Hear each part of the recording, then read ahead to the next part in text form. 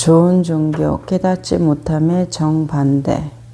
언젠가 어느 모임에서 어느 분이 내게 다가와서 파티마의 성모에 대해서 아느냐고 물었습니다.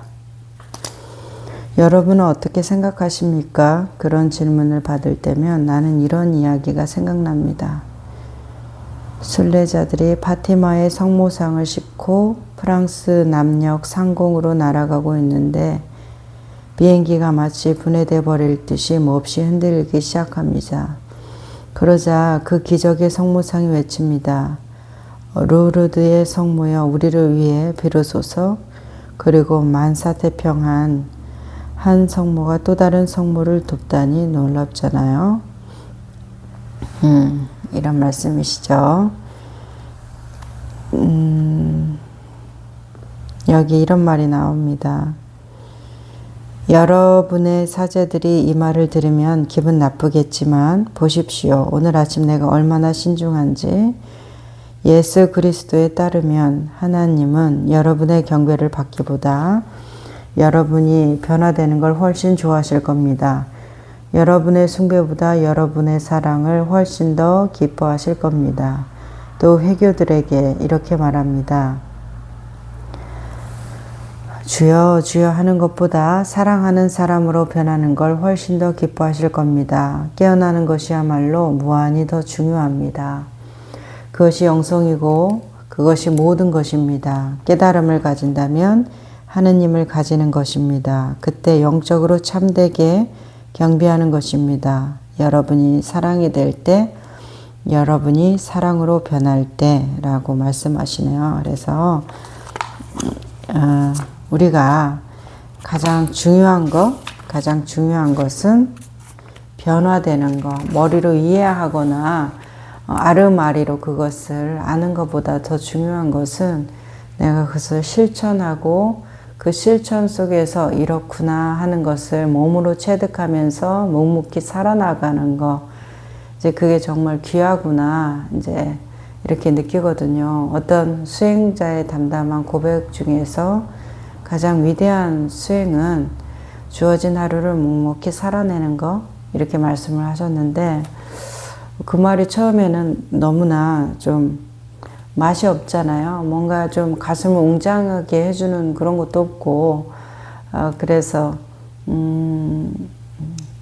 그때는 그냥 좋은 말이네 정도였지만 지금은 정말로 그냥 주어진 하루를 묵묵히 살아내는 거 외에 살아가는 거 외에 뭐가 더 있을까 이런 생각이 들거든요. 그래서 우리가 마음이 깊어지고 이 삶에 대해서 충실해지는 것은 단순해지고 소박해지는 일에 있는 것 같아요. 다른 사람들의 가슴을 웅장하게 해주고 위대하게 만드는 것보다 그 사람의 삶을 평안케 하고 안전하게 만들어주는 느낌. 그래서 안심인명의 도라는 말이 참 저는 좋게 느껴지거든요. 그 뭐 참나, 지나, 뭐든 본래 면목, 뭐 이런 많은 이 자리를 표현하는 말씀들이 있으신데 그냥 안심하는 푹 쉬어지는 마음을 얻는 것이다. 이렇게 말씀하시는 거가 저는 참 좋거든요.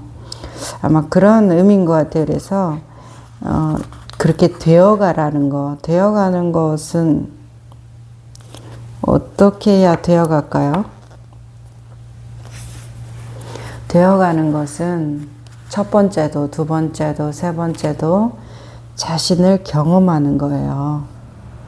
되어가는 것은 자신을 경험하는 일을 벗어나 있지 않습니다. 머리로 생각해서 내가 이렇게 돼야 해 라는 거 말고 자기를 경험하는 거. 내가 이런 맛을 느낄 때 짜다 그러는구나. 이런 얼굴을 볼 때 내가 슬퍼지는구나. 내가 이런 상황에서는 내가 힘이 붙이는구나. 이런 것이 내가 거기 현장에 있고 그것을 나에 대해서 돌이켜서 알지 않으면 모르는 거예요. 그리고 그런 것을 우리는 좀 무시하거든요. 더 큰 뭔가가 있을 거라는 믿음이 있습니다. 더 큰 거 없다고 확신이 들어요. 자기 자신보다 더 큰 것은 없다고 확신이 들거든요. 그러니까 그만 다른 데에 눈 돌리고 더 좋은 말, 더 뭘 이뤘다는 사람들 소문에 그만 끌려다니고 자기로 좀만 돌아오세요. 자기의 시간을 조금만, 하루에 5분이라도 자기한테 혹시 시간 내고 계신가요? 5분 동안에도 뭐 해야 되는데 뭐 해야 되는데 하면서 엉덩이가 들썩들썩 하지 않으세요? 이 삶은 누가 살고 있는데요? 내가 살잖아요. 근데 그 나에 대한 정보가 우리는 너무 없어요. 심지어 마음 공부를 하시는 분들도 그렇습니다.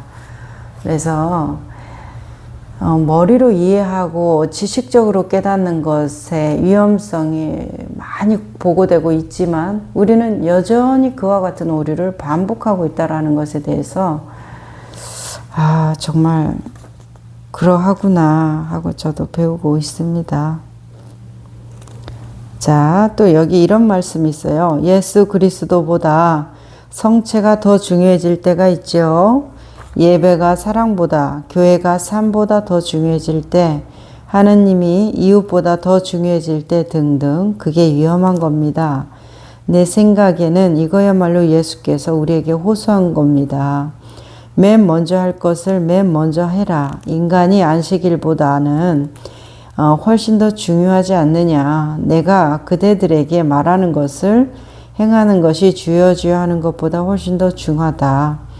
먼저 지금 내가 그대들에게 제시하고 있는 그런 사람이 되어라. 그러나 여러분의 물라는 그런 말을 들으면 기분이 나쁘죠. 여러분의 사제들은 그런 말에 속이 상하죠. 일반적으로 그러할 겁니다. 그래서 우리는 이야기를 해온 겁니다. 영성에 대해, 깨어남에 대해 이미 이야기한 대로 자기 관찰이라는 것을 행하고자 깨닫기를 원한다는 건 극히 중요합니다. 깨닫지 못한 삶은 기계적인 삶입니다. 사람다운 삶이 아닙니다. 조종되고 조건화된 삶입니다. 자, 조종되고 조건화된 삶이라고 하시잖아요. 어떤 것이 소문에 휩싸여서 사람들 말에 권위에 다수의 의견에 역사와 전통에 짓눌려 있는 것은 기계적인 삶이고 조종되고 조건화된 삶이라고 하세요. 그래서 교회가 삶보다 더 중요할 때, 하나님이 이웃보다 더 중요할 때 우리는 조종되고 조건화되고 노예화된다라는 것이죠. 이웃이 나의 하나님이고 내 삶이 교회가 돼야 되겠다는 말씀이겠죠. 그러려면 뭐라고요? 다시 한번 경험해야 돼요. 내 삶이 주는 안온함을 느끼기 위해서는 내 삶을 충분히 경험해야 돼요. 이렇게 돼야 돼, 저렇게 돼야 돼. 안절부절 뭘 만들려고 조작하고 통제하는 거 말고 그냥 조금만 늦춰보세요. 조금만. 그래도 아무 일도 일어나지 않거든요. 그럴 수 있다면 참 좋겠네요. 자, 넘어가 보겠습니다. 사람들은 고정관념을 지닌 채 살아갑니다. 변하지 않습니다. 무슨 일이 일어나고 있는지 도무지 모르고 있습니다. 나무 토막, 바위 덩어리 혹은 말하고 걷고 생각하는 기계이죠. 돕겠다고 남들에게 나아가면서 자기 자신을 잊어버리는 것이야말로 여러분이 할 수 있는 가장 나쁜 일입니다. 자, 정성이라는 거, 우리 그 정성이라는 것을 참 매우 중요하게 생각하고 이 정성이라는 것이 있어야만 어떤 것이 이루어지는 것을 우리가 알 수 있어요. 꾸준히 해내는 것, 그 안에 정성이 없으면 꾸준함이 안 되죠. 그냥 해라, 모른다 해라, 저절로 되게 하라 이런 식으로 말씀을 하실 때도 그냥 하는 것 안에는 어떤 지극한 정성이 들어 있습니다. 그냥 매일매일 똑같이 어제가 오늘이고 오늘이게 내일이고 이렇게 그날이 그날이라고 무시하면 안 된다고 생각해요. 오늘 밥 먹고 아침에 먹고 저녁에 먹고 내일 먹고 또 죽는 날까지 밥을 먹을 건데 맨날 먹은 밥 이렇게 생각이 드세요? 그 맨날 맨날 하는 그 일 때문에 우리가 살아있잖아요. 살아있어야 돈도 벌고 살아있어야 명예도 얻을 건데, 그쵸? 공부도 잘해서 어디도 가고 그럴 거 아니야. 살아있어야. 가장 기본이자 가장 마지막까지 가는 것이 생존, 삶인데 그 삶이 무엇으로 이루어지나요?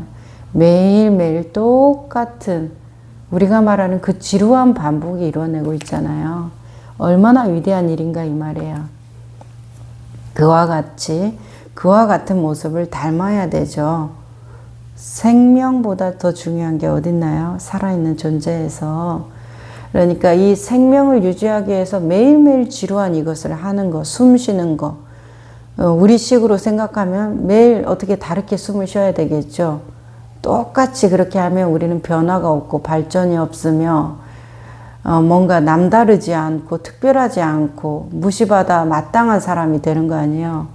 숨을 남다르게 매일매일 남다르게 쉬어야 대단한 사람 되는 거 아니에요. 우리 식으로. 하지만 어때요? 그저 내가 자고 있어도 쉬어지고 의식하지 못해도 쉬어지고 기호흡한다고 해서 의식하면서 쉬어지고 이 의식 하나 의식하지 않으나 계속 숨을 쉬어진다는 그 단순한 진실 그 자체가 나의 생명을 살리는 거고 지루한 매일매일 반복의 식사를 하고 물을 마시는 그 행위가 나를 살리는 거잖아요. 생명 가진 존재로서 그것보다 더 위대한 일을 어떻게 할 수 있겠나요? 돈 좀 더 버는 거, 뭐 지식 좀 더 쌓는 거, 그게 뭐가 그렇게 대단해 보이고 위대해 보입니까? 그 사람이 살아있다는 건 나하고 똑같은 행위를 하고 있다라는 것이잖아요. 자, 우리가 이것을 알아갈 때 자기 자신에 대해서 잊어버리는 것이야말로 우리가 할 수 있는 가장 나쁜 일이라는 것에 여기에 자신을 잊어버리는 것은 나의 어떤 참나, 본성, 있는 그대로의 어떤 전 존재성이겠죠. 그리고 또 한편으로는 자신을 잊어야 되죠. 어떤 자신? 에고, 집착, 가래에 끓는 자신, 탐진치에 물든 자신. 그래서 나는 어떠한 존재라는 규정화된 자신은 잊어버려야 됩니다. 그것 때문에 우리가 고향으로 못 돌아가잖아요.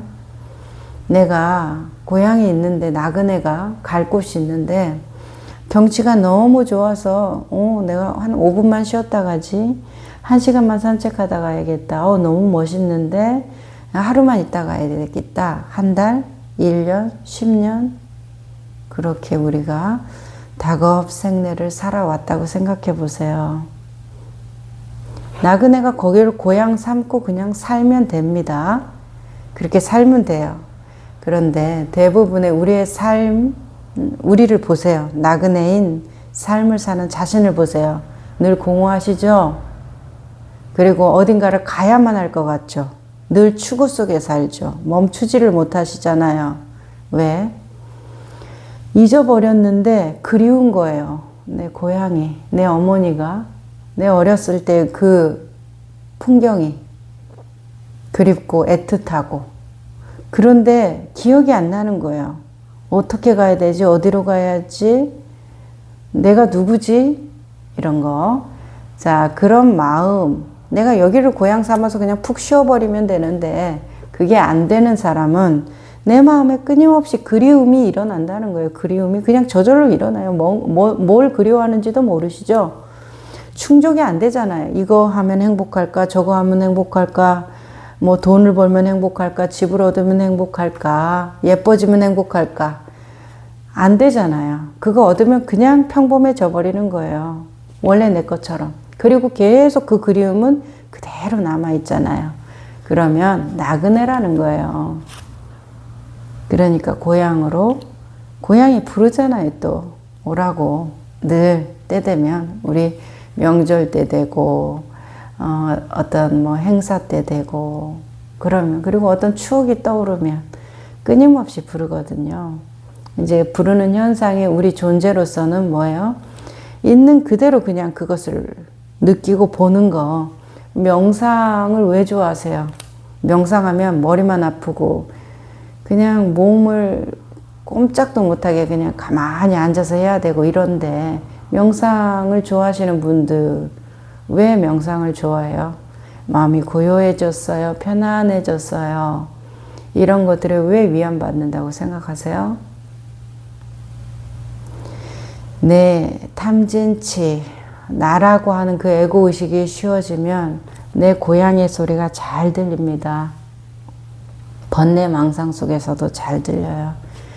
들리는 그 자체만으로도 평온함을 느끼는 거예요. 돌아가면 더 평온하겠지만, 자, 그런 연습을 통해서 돌아가죠.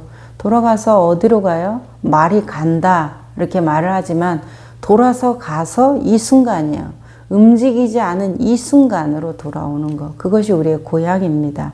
그러면 정말 진짜 고향이라는 건 거리감이 있어서 내 고향 어디, 뭐 제주도, 충청도, 전라북도 이렇게 말씀을 하겠지만 진짜 이 존재의 고향은 어딥니까? 지금 이 순간이에요. 이 순간을 오기 위해서 무슨 노력을 할 수 있어요? 아무 노력도 안 하면 된다는 것이에요. 그것이 우리 안내자들이 계속해서 말씀하시는 거죠.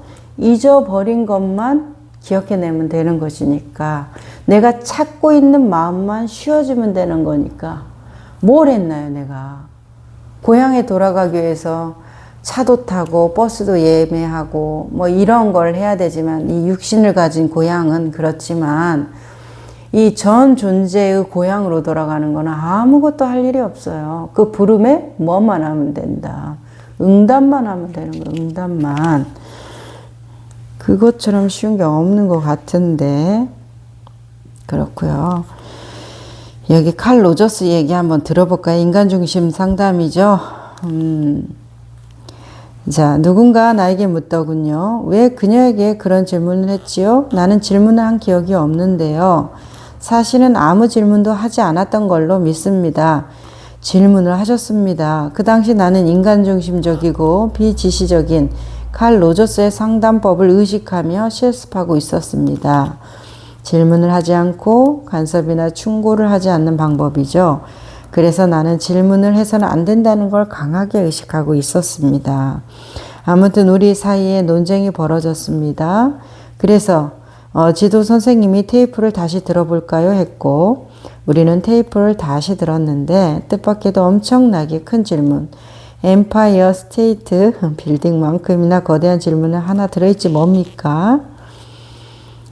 자, 뭐라 그래요? 거대한 질문 하나가 이미 3차례나 첫 번째 질문하면서 두 번째 내 방에서 테이프를 들으면서, 그리고 세 번째는 강의실에서 이렇게 질문을 하고 있는데도 그것을 기억하지 못했다는 거예요. 자, 더 흥미로운 건 면담 동안 내가 말한 것도 내가 듣지 못했다는 겁니다. 내가 행하는 치료 과정에서 나 자신도 자각 못하는 것을 이야기하고 있음을 발견했다는 건 기막힐 노릇이죠. 또 한 보따리 늘어놓았던 게 나중에 그랬던가 싶단 말이에요. 그게 인간답다고요? 나 자신을 잊고 다른 사람에게 나아가라고요. 이제 이렇게 말씀을 하시네요. 나는 어느 개인을 좋아하고 말고가 내게 절실했던 적은 없었어요. 대부분의 사람들처럼 사람을 싫어한 기억은 있지만 내 태도는 대체로 중립적이었죠. 무슨 근거로 그런 말을 하시나요? 그 테이프 때문이에요. 우리는 테이프를 또 들었습니다. 당신 목소리를 들어봐요. 어느 정도나 부드러웠는지 살펴보세요. 화가 나 있잖아요. 나는 바로 그 자리에서 비로소 깨달았습니다. 이제 이렇게 말씀하세요. 그래서 이제 여기 그 신부님께서 자신은 중립적이다. 뭐 누구 사람 싫어할 수는 있지만 중립적인 태도를 항상 갖고 있다. 이제 이렇게 말씀을 하는데, 그 여인이, 그 상담받는 여인이, 아니에요, 신부님은 매우 화가 나 있고 거칠고 강압적이었어요. 이렇게 말을 하는 거에 대해서 이제 이 안소니드 멜로 신부님은, 아니요, 나는 중립적인 사람이에요. 당신에게 아무 마음도 없어요. 이제 이렇게 말씀을 하신다라는 것이죠. 그랬을 때, 그럼 테이프를 한번 들어봅시다 했더니 자기가 듣고도 이거 좀 화가 나 있는 목소리가 맞네? 저 여자가 억지 부리는 게 아니네? 그러면서 이제 깨달았다는 얘기시죠. 이게 꼭 신부님이 이제 자기 관찰을 우리에게 나눠주신 거지만, 우리 이런 것에 대해서 굉장히 많이 일상적으로 느끼고 있어요. 자, 우리가 지금 현재 이 자리를 살아가면서 내가 말하고 이 소리를 누구만이 들을 수 있어요? 나만이 들을 수 있어요. 아니에요? 저 사람이 들어야 되죠? 그쵸? 내가 말을 하면 저 사람이 잘 알아들어야 되는 거죠. 그죠? 그게 경청이죠. 근데 제가 아는 경청은 좀 다릅니다. 내가 하는 말을 내가 잘 들으면 돼요. 저는 그 반야신경에서 관자재보살님에 대한 그 관자재, 이제 보디사트바, 깨달은 중생이라는 보살은 빼더라도 이 깨달은 중생이 되는 그 관자재에 대해서만 우리가 계속, 그래서 관세음보살하라고 이렇게 하시나 봐요. 연부를. 어쨌든 관세음이든 관자재든 무슨 어려움이 있겠습니까? 잘 듣는 거, 잘 보는 거 다 상관이 없어요. 한 자리를 말하는 거니까. 눈으로 가면 본다 하고 귀로 가면 듣는다 하지. 보고 듣는 그 알아차림은 하나니까요. 그랬을 때 이 잘 듣는다는 걸 뭘 잘 들으라는 말이에요. 저 사람 말을 잘 들으면 돼요. 보여지는 이 천지만상 만물을 잘 보고 듣고 느끼면 돼요. 자기 자신을 잘 듣고, 잘 듣는데 어떻게? 자제롭게 들으면 돼요. 자기 자신을 자제롭게 보면 돼요. 어렵지 않잖아요. 남 보려면 얼마나 그것이 힘든 일입니까? 제가 해보니까 머리 아픈 일이더라고요. 그 사람 표정부터 말투부터 보이지 않는 생각까지 다 읽어내야 되고, 마음까지 다 추측을 해야 되고, 그 사람의 그 역사, 에고의 동일시까지 다 파악을 해야 되고, 그 얼마나 어려운 작업입니까? 다른 사람을 경청하기에는 글쎄요, 너무나 힘든 일이라고 생각이 들어요. 그런데 내가 나 자신을 경청하는 것은 그냥 조금만 마음만 가라앉히면 되지 않아요? 경청할 때 어떻게 해? 자제롭게.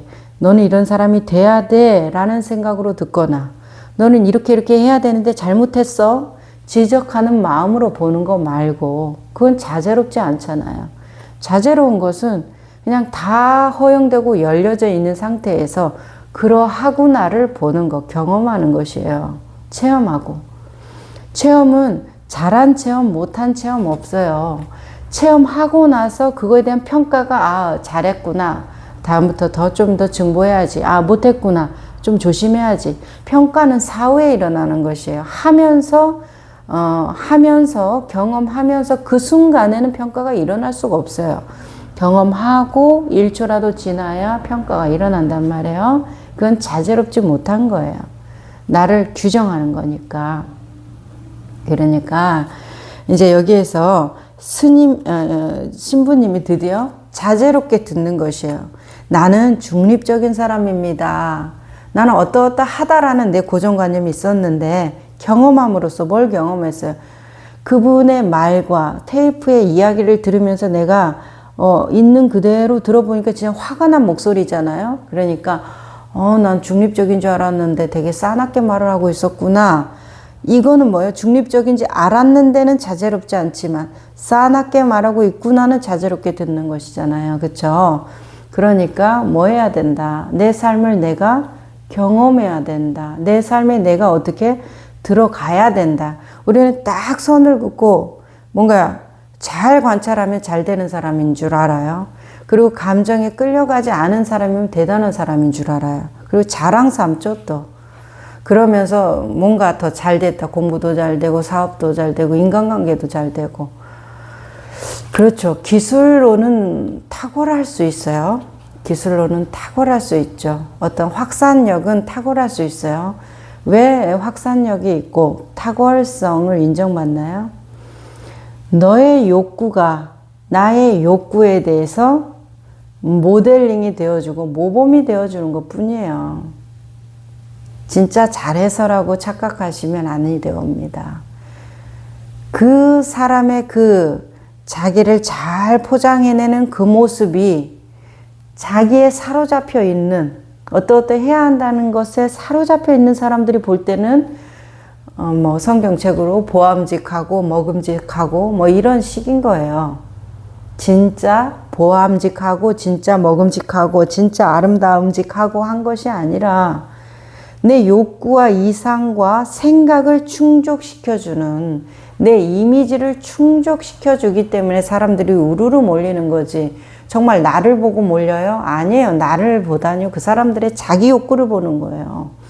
그러니까 한 명도 안 남아있는 걸 확인할 수 있어요. 제가 아는 지인 중에서 제자가 뭐 1000명, 2000명 이렇게 된다고 그래요. 그래서 와, 제자 그냥 아는 사람이 1000명, 2000명 그냥 아는 사람, 그냥 전화번호부에 의미 없이 있는 사람까지 다 포함해서 1000명, 2000명도 대단한 건데 제자가 1000명, 2000명이라는 것은 제 상식으로는 그건 불가능한 일이 아닌가? 근데 이제 그분은 제자가 그렇게 된다고 그분이 그렇게 얘기를 하니까 그분은 또 그럴 수 있는 거잖아요. 그래서 그 제자분들은 어떤 분이신가 이제 이렇게 관찰하는 마음이 생기는 거예요. 제가 너무나 의외였거든요. 그렇게 된다고? 정말 그렇게 될 수 있다고? 이렇게. 그런데 그냥 자기 마음이 그렇게 제자 삼은 거지 상대방은 나에 대해서 스승으로 모시는 마음이 전혀 없는 거예요. 그리고 또 하나는 뭐 상대방이 모시고 내가 제자 삼고 그런 것보다 그런 건 저기 100번째 문제고 제일 의제, 진제죠. 제일 의제가. 그리고 깨달음 자리, 견성의 자리를 제일 의제라고 하잖아요. 그러니까 제일 첫 번째 봐야 되는 거는 뭐예요? 그분이 제자가 1000명, 2000명 있는데 그분이 하는 말은 뭐예요? 그 중에서 한두 명은 진실로 나하고 끝까지 갈 수 있다라는 것이에요. 그래서 사람 볼륨을 엄청나게 늘리시더라고요. 1000명, 2000명, 3000명, 4000명 그렇게 제자를 계속 늘리시는 거예요.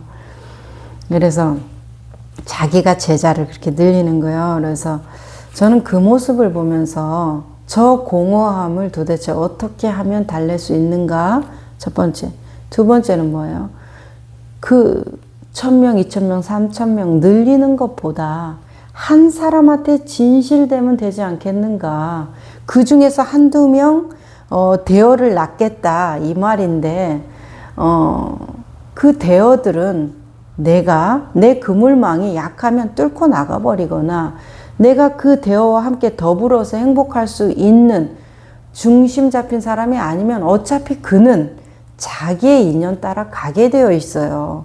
그가 아무리 되어여도 내 곁에 머물러 있을 수가 없다는 거예요. 내가 그만한 어떤 조건이 형성이 안 된 존재이라면 내가 이렇게 빈약하고 늘 불안하고 흔들리고 항상 가식이고 이렇다고 하면은 그런 분들이 뭐 남아 있겠습니까? 진실된 사람을 찾아가죠. 그러니까 단 한 사람, 단 두 사람이라도 내가 진실되게 대하고 내 어떤 부끄러움이나 수치로부터 좀 더 당당해진 모습을 보이고 이렇게 살아가면 그렇게 뭐 무슨 4000명, 5000명 이렇게 늘어나야 내 전화번호부에 있는 그 그 인맥들 자랑하는 거 그게 무슨 의미가 있습니까? 내가 80살, 90살 그렇게 가봤다고 생각을 해보세요. 지금 당장 상상을 해보세요. 누가 남아있겠어요? 혼자 산이나 등산이나 하고 있겠지 않아요. 사람들 바둑 두는데 장기 두는데 훈수나 두고 있지 않겠어요. 그러니까 그런 식으로 잔머리 굴리지 말고 자기 자신한테 일단 진실하고 한 사람이라도 내가 그 사람한테 진실해지면 그 사람 마음 얻기가 뭐 그렇게 힘들겠어요. 물론 가장 힘든 것이 사람의 진심을 얻는 것입니다. 진심을 얻는 것처럼 힘든 일은 없어요. 그러면서도 진심을 얻는 것처럼 쉬운 일이 또 없어요. 왜요? 내가 진실되기만 하면 그 진심에 대해서 상대는 처음에는 자기 안경으로 봐요. 아유, 사람들 다 똑같지. 뭐 다 자기 이속 차리는 거지. 자기가 이속 차리고 있으니까 다 그렇다고 생각을 하겠죠. 하지만 나중에 한 시간이 그러니까 검증해 주죠. 시간을 좀 견뎌내야 돼요. 진심은 내 진심이 바로 그 사람한테 들어가기를 기대하시면 안 돼요. 시간을 견뎌내면서 그냥 나는 그냥 진심으로 사는 거예요. 내 인생 사는 거니까.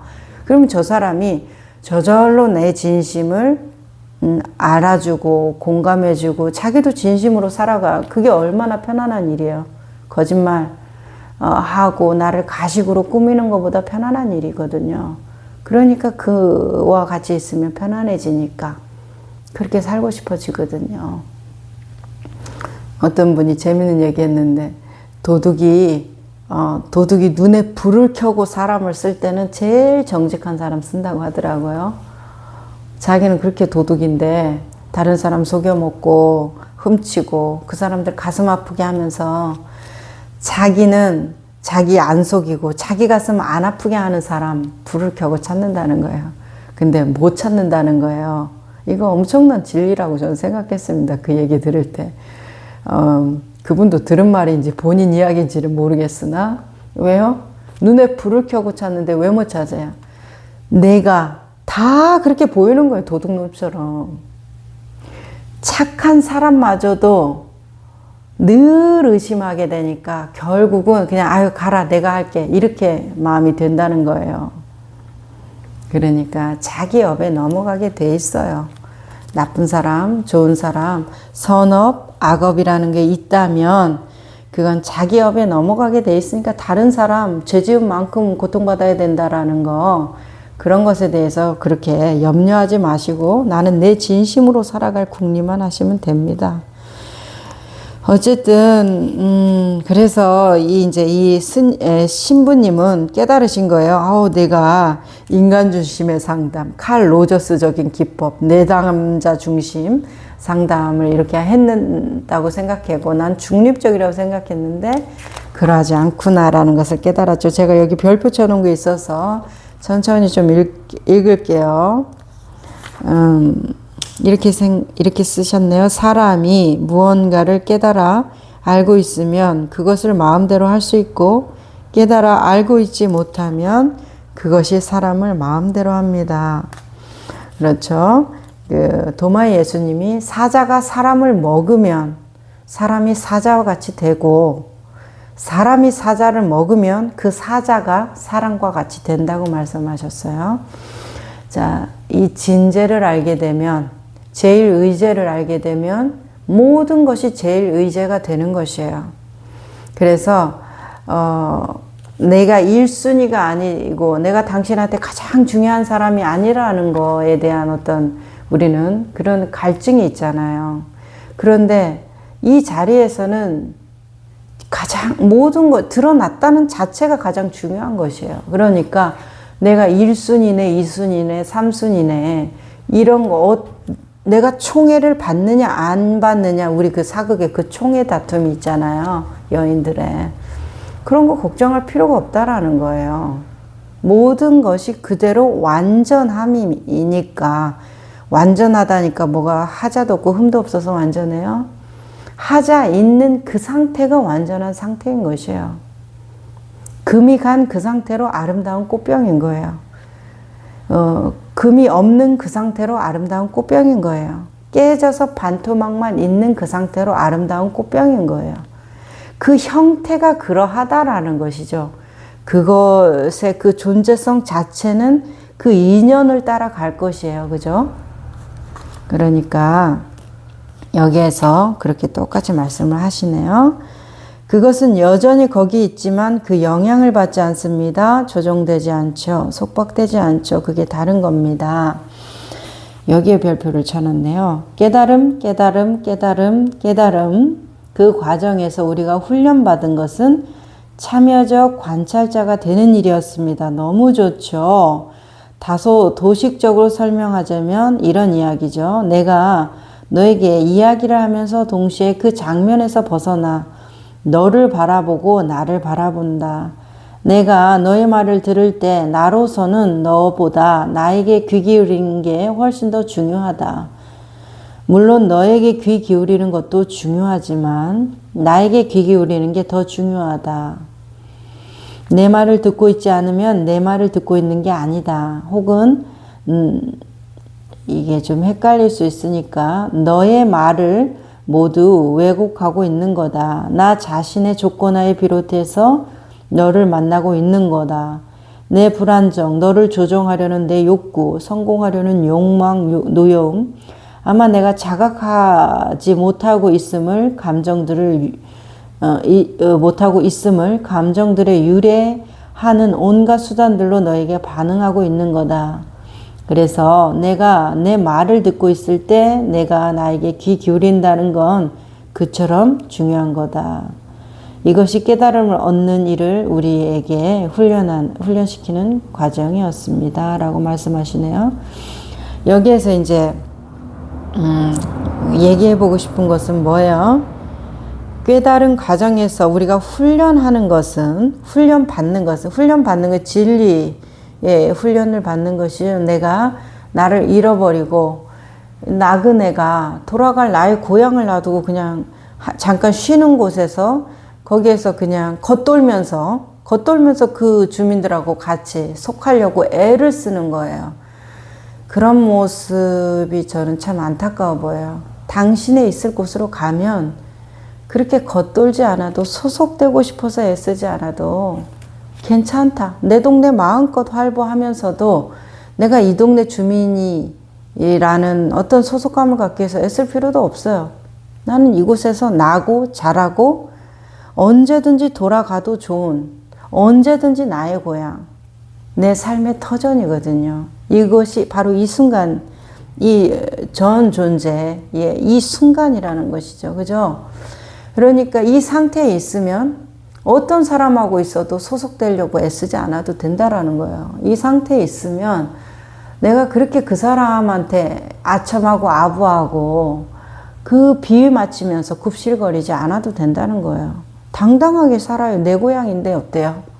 다 아는 사람들이고 나 어렸을 때부터 자란 사람이고 내 힘들 때 내가 당연히 내려와도 좋은 곳이고 그렇게 되는데 내가 나그네로서 어느 곳에 이렇게 포함되려고 하면은 늘 눈치 보고 비유 맞춰야 되고 그 사람 인정 한마디에 내 생사가 오락가락 하는 거. 자, 우리는 그렇게 약한 존재도 아니고 그렇게 비루한 존재도 아닙니다. 어떻게 비루할 수가 있겠어요. 자, 그렇게 하려고 한다면 여기에서 이제 신부님은 이렇게 제안하시는 거예요. 참여적 관찰자가 되라. 참여적 관찰자.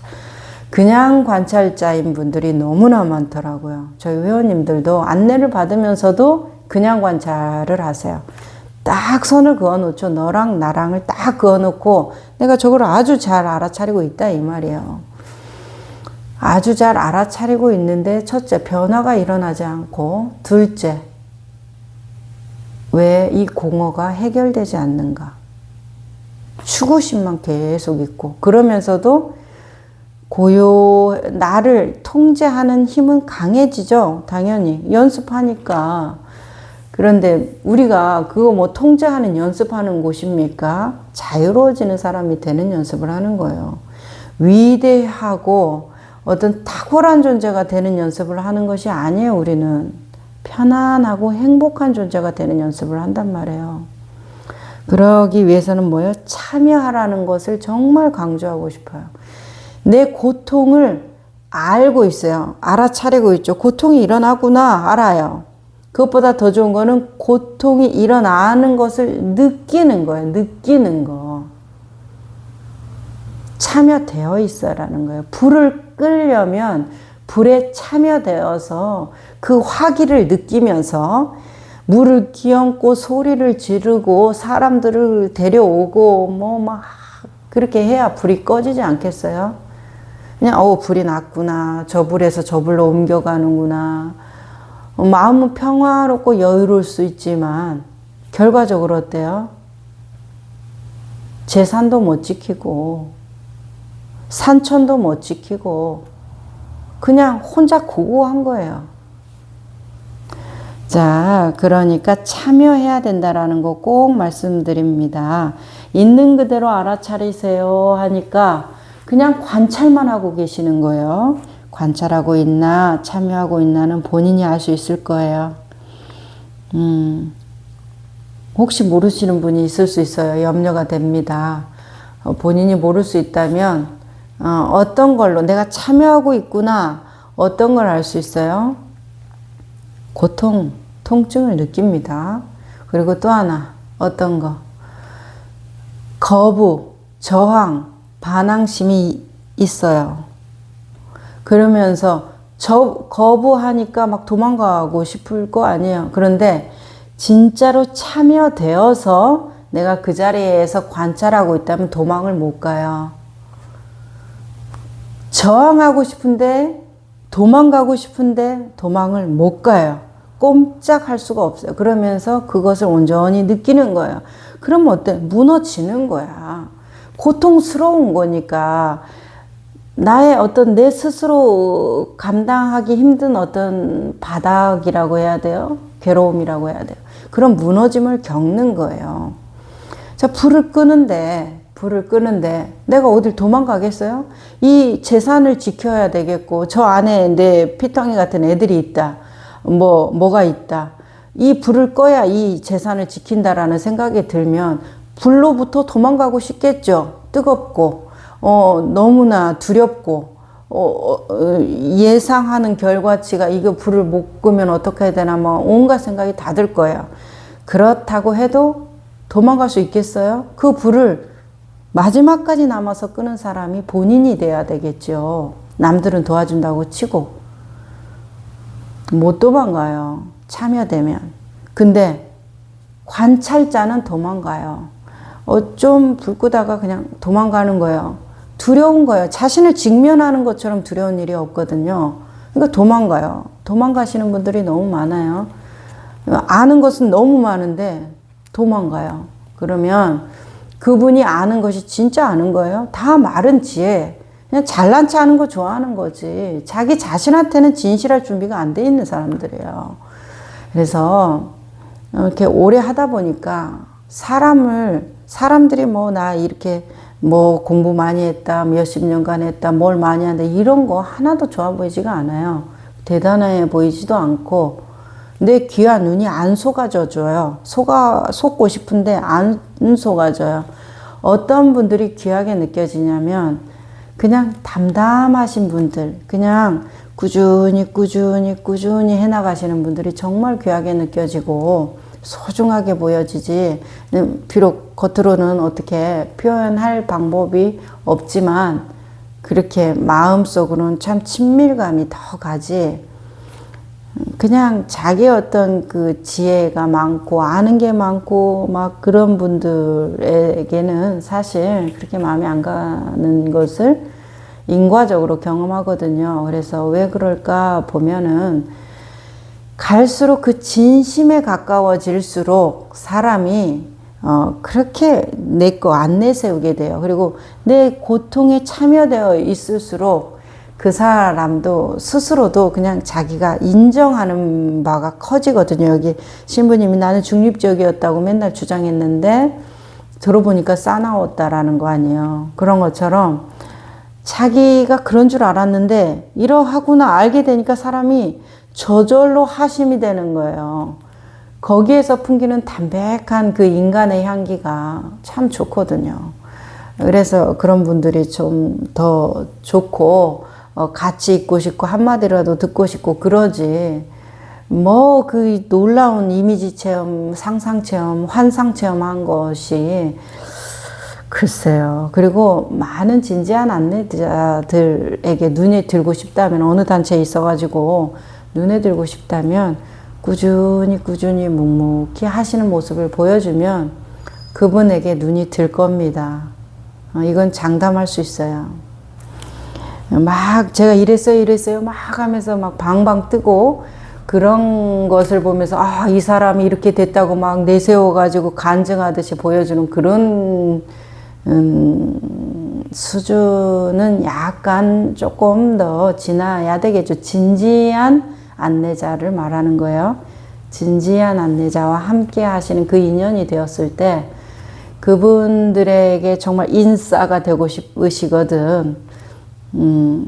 그렇게 막 마음이 올라오시더라도 그래도 그것을 알아차리고 꾸준히 물어서 가고, 모르면 또 묻고, 잘못하면 또 묻고, 틀리면 또 묻고 하면서 그냥 묵묵히 계속 가세요. 그러면 표현하지는 않으셔도 그분을 마음속으로 눈여겨보시고 늘 저분한테 어떤 도움이 될까 이렇게 생각하실 겁니다. 정말 장담할 수 있어요. 자, 그래서 참여적 관찰자가 되는 거에서 참여되는 것이 매우 중요한데, 관찰하는 것을 매우 중요하게 생각하시는 분들은 조금 생각해 달라. 참여해야 돼요. 자, 방심하지 않는 거죠. 주의의 초점은 대화 혹은 토론에 모아져 있지만 의식은 더 널리 확산되어 있는 거죠. 온갖 사물을 수용하고 있는 겁니다. 여기에서 내가 강조하려는 건 정신 집중이 아닙니다. 그건 중요하지 않아요. 많은 명상법들이 정신 집중을 가르치지만 나는 그걸 경계합니다. 거기에는 사나운 강요가 들어있고 나아가 자주 조종과 제약이 내포되어 있습니다. 내가 주장하는 건 깨달음이고 그건 정신 집중과 전혀 관계없습니다. 정신 집중은 하나의 집중 조명이죠 라고 하시네요. 그래서 여기 신부님은 하나의 집중 조명이라고 말씀하시는데, 글쎄요, 저도 정신 집중은 그냥 하나의 어떤 기교예요. 기교. 피아노 잘 치고 노래 잘하고 그림 잘 그리는 거와 같이 정신 집중이라는 것도 그 테크닉, 기술력을 계속 꾸준히 함으로써 그것을 개발시키고 발달시키는 거거든요. 명상이라는 것도 똑같아요. 정신 집중을 통해서 이 어떤 명상력을 기르다 보면 인도의 요기나 어떤 서양의 이 요기들 보면 저런 자세로 어떻게 저렇게 오랫동안 있나, 이게 너무 신기하잖아요. 그런 것들이 다 어떤 하나의 조작이라는 것에 대해서 계속해서 에너지를 들으면서 내가 그것을 또 체득해내기 때문에 그 감각을 계속 잡아가는 것인데, 할 수 있죠. 기교가 늘어나면, 어떤 기술력과 테크닉이 늘어나면 노래가 훨씬 더 감미롭게 들리고, 뭐라고 그래요. 좀 훨씬 더 세련되게 느껴지잖아요. 얼마 전에 모임이 있어서, 무슨 모임이에요? 추석이잖아요. 추석이었잖아요. 그래서 모임이 있어서 노래도 부르고 뭐 이런 가족들이 그런 경우였는데, 저도 했지 않겠습니까? 노래를 했어요. 그랬더니 사람들이 너의 노래는 무색무취야. 그거 전 좋은 말인 줄 알았어요. 그랬는데 뭐냐면 감정도 없고 느낌도 없고 뭐 그게 노래냐. 그냥 뭐예요? 래퍼도 아닌 것이 그냥 줄줄줄 읽는다는 거예요. 아주 음치인 거죠. 한마디로. 그냥 이제 좋게 표현해서 음치 기질이 있어. 이렇게 표현을 하시더라고요. 음치 기질이 있어. 거기 노래 잘 부르는 분이 계시거든요. 저희 가족 중에. 근데 너는 참 음치 기질이 있어. 이렇게 말씀. 음치라는 말은 참 못하셨겠다. 이렇게 생각이 들어요. 그래서 노래를 잘 부르는 건 뭡니까? 그랬더니 일단 박자를 맞춘 다음에 거기에다 막 감정을 쏟아 넣어야 된다는 거예요. 그 노래가 슬픈 가사면 그 슬픔 막 그런 뭐 헤어졌다 그러면 헤어진 그 감정을 살리고 막 그래서 호소력이 있어야 되는데, 너는 어떻게 그렇게 뭐 인생을 지금까지 살아왔으면 뭔가를 느끼고 경험하고 그런 것을 이렇게 우러낼 수 있는 그게 있을 것인데, 어떻게 이렇게, 이야, 정말 볼 때마다 놀랍다라는 거예요. 저보고 노래 부를 때. 그래요. 그런 냉대를 받으면서 제가 생각했습니다. 노래에 참여가 안 되는구나, 내가. 이 노래 가사와 이 절절한 내용에 내가 참여가 안 되고 그냥 따라 부르면서 이 시간만 가라. 이제 이런 생각을 했다는 것이요.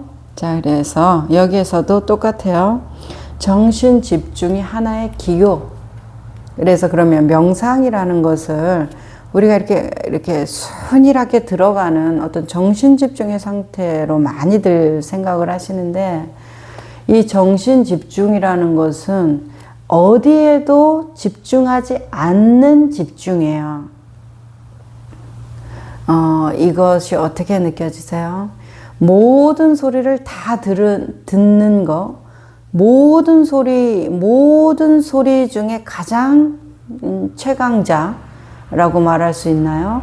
가장 좋은 소리, 뭐 어떻게 말해야 될까? 집중하지 않는 상태가 가장 큰 집중 상태. 이것을 모든 소리 중에서 가장 소리다운 소리 상태, 이렇게 말해야 되나요? 어떤 걸 것 같아요? 아름다운 소리, 부드러운 소리, 고요한 소리, 뭔가 막 영혼의 파장을 울리는 소리, 침묵의 소리. 그래야 모든 소리를 다 듣지 않겠어요? 그럼 침묵은 무슨 그게 소리입니까? 아니에요. 소리입니다. 가만히 있어 보세요. 그 침묵이 온갖 소리로서 자신의 존재를 드러내는 것을 우리는 알 수 있어요. 자, 그러니까 이 명상이라는 것은 집중하지 않은 상태에서 온전한 집중이 이루어져요. 어디에도 포인트를 안 두고 그냥 그 전체를 조망하는 것이에요. 그렇기 때문에 여기에서 힘이 들어가면 안 된다는 거예요. 명상할 때 힘이 들어가는 분들 많잖아요. 삼매 상태에 들어가기 위해서 힘이 너무나 많이 들어가거든요. 저희 회원님들도 그렇고 막 머리가 아파요, 뭐 어째요 그러거든요. 그런데 우리가 생각하는 명상이 있어요. 그분이 생각하는 명상이 있어요. 그럼 힘이 많이 들어가요. 뭐 다리도 안 아파야 되고, 뭐 등도 안 간지러워야 되고, 뭐 호흡도 잘 알아차려야 되고, 뭐 생각도 안 일어나야 되고, 막 고요해져야 되고, 이제 그런 것을 제가 얘기할 때 그런 게 어떤 공한 상태에 빠져들어가는 거고 멍해지는 거 뭐예요? 무지를 강화시키는 거니까 그러지 말라 그러는 거예요. 그런 상태를 알아차리라는 거예요. 알아차리라. 그러면 다리가 저린다는 걸 알아차리는 것이 명상이 잘 되는 거지. 다리가 어디 있는지를 모르겠어요. 내 몸이 사라져 버렸어요. 막 이런 것이 명상이 잘 됐다고 믿거든요. 이제 하다 보면 이제 순일하게 어디에도 집중하지 않은 상태니까 지금 몸을 느낀다는 건 몸에도 집중되어 있다라는 건데 일단은 알아차려야 된다는 거. 그런 단계를 밟아가면서 사라지는 것은 좋은 건데 뭐 그냥 그런 어떤 순서를 밟아가는 건데 처음부터 막 몸이 사라지고 뭐 안 느껴지고 뭐가 우주가 하나 되고 막 부황방황한 소리라면 그 귀한 시간을 내 가지고 소설 쓰고 있는 거잖아요. 그래서 좋지 않다는 거예요. 아프면 아픈 걸 느껴줘라. 호흡이 잘 안 되면 호흡이 잘 안 돼. 호흡이 왜 잘 안 되겠어요? 지금까지 누가 숨 쉬고 살았는데. 내가 숨 쉬고 살았는데 갑자기 왜 호흡이 안 돼요? 지금 내가 이걸 잘해야겠다는 생각이 드니까 호흡이 안 되는 거거든요. 그런 것들을 내가 이런 식으로 내가 의도하고 조작하고 항상 그런 식으로 내 마음이 가는구나. 그리고 알아차리고 오늘 안 되면 내일 하고 내일 안 되면 모레 계속 그렇게 하면서 저절로 나를 잊어가면서 우리 도견선사 나를 잊어가면서 내가 그냥 전 존재로 깨어나는 연습을 하는 것이지 조작해가지고 깨어나는 것은 바람직하지 아니하옵니다. 그래서 집중하는 것에 대해서 이제 여기 신부님도 이렇게 말씀을 하시지만 현장에서도 많이 느껴져요. 자, 그래서 여기 주의가 어디로 향하는지를 그저 깨닫기만 하십시오. 이렇게 말씀을 하시잖아요. 어떤 일이 염려스럽게 되거나 곤란한 일이 생길 때 즉시 경계하게 됩니다. 무언가가 잘못되고 있다. 의식 속에 부정적인 감정이 유입되는 순간 경계하게 되죠. 저 노련한 운전사처럼. 자, 동양의 신비가 스승들은 이렇게 말합니다. 나를 발견하라는 말이죠. 서양의 신비가 스승들도 그 가운데 또 한 분으로 마이스터 에크하르트를 꼽을 수 있죠. 신비가들은 나를 발견하라고 촉구하고 있습니다. 여기에서의 나, 그러니까 항상 이런 글을 읽을 때는 나의 기준과 나의 상식과 이해를 바탕으로 물론 이해가 되죠. 선 이해라는 게 있기 때문에 글이라는 게 들어오죠. 기억 니은을 안 배웠는데 무슨 이 글이 들어오겠어요. 그러니까 모든 것이 내 선 이해를 바탕으로 들어오는데, 그러하다 할지라도 열어놓고 이분의 말을 듣고 그것에 대해서 나는 이렇게 느끼는데 이분은 어떤 의미일까를 곰곰이 생각하는 것이 참 중요해요. 내가 이 책을 읽는다라는 것은 이분의 말씀을 존중하고 이분의 말씀을 귀 기울이겠다라는 것이니까, 내 식대는 그런 뜻이구나, 이런 말이구나, 좋은 말이네, 이렇게 설렁설렁 하면 차라리 그 시간에 산책을 하세요. 맛있는 걸 먹거나. 그러면서 자기를 깨워서 알아차리세요. 그것이 훨씬 도움이 되니까. 그런데 책을 읽으실 때 그래서 나를 발견하라고 촉구하는 것은 두 가지 중의적이고 다의적인 의미가 있어요. 이 첫 번째 나는 뭐겠어요? 스승들이 나를 발견하라고 했을 때는 당연히 진재의 나겠죠.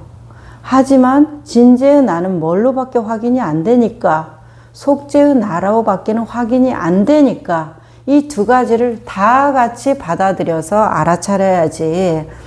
아, 그래. 나의 참나를 깨닫자. 참나를 알아야지.